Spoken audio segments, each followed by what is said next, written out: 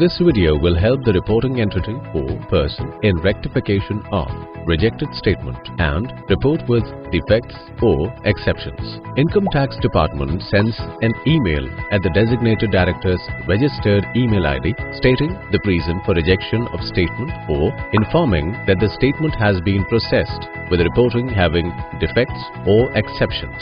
Let us first look at the process of rectification of rejected statement. When a reporting entity uploads the statement, file level validation is run to check for defects like failed digital signature, failed threads and virus scan, etc. These defects lead to complete statement being rejected. In such case, the designated director of the reporting entity needs to log in at the reporting portal. Select the form type for which correction is required and the corresponding ITD REIN. Choose designated director under authorized person type and proceed. To identify the rejected statement, go to Statements tab and click on Uploaded Statements section. Select the SFT code or transaction number to search for the statements. Click on the transaction number where statement status is rejected. Note that no statement ID will be generated in case of rejected statement. A pop-up will open giving the statement details and also the reason for rejection. Correct the defect and resubmit the statement.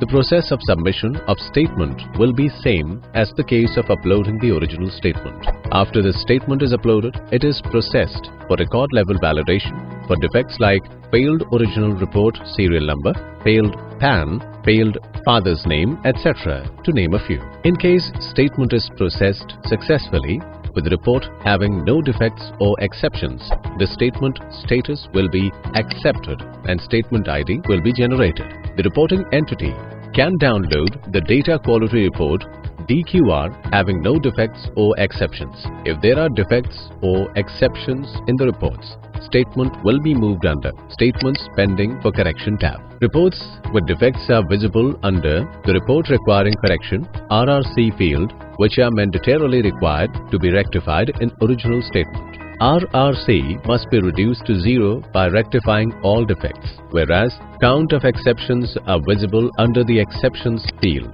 Kindly note that exceptions are those which does not result in any defects in the report.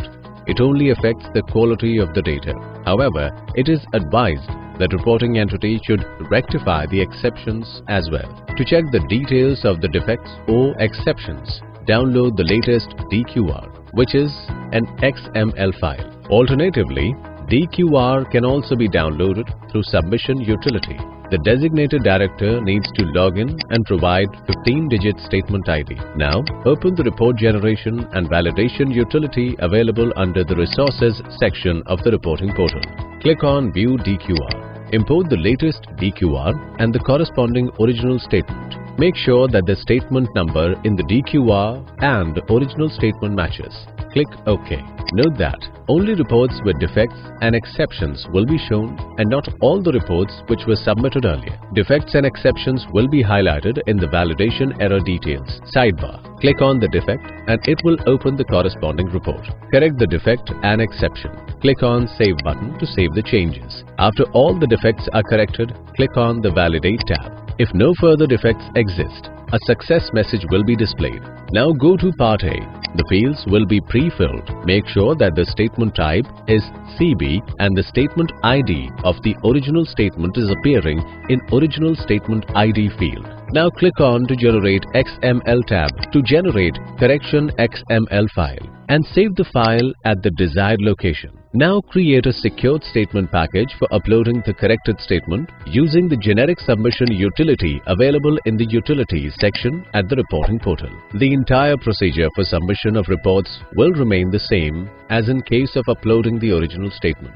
After corrected reports are submitted, it will again be processed and latest DQR will be generated. If any defects or exceptions have been identified in the rectified reports, then the same should be rectified again till RRC is reduced to 0. You may refer the video on submission of reports available under the training video sections of the reporting portal.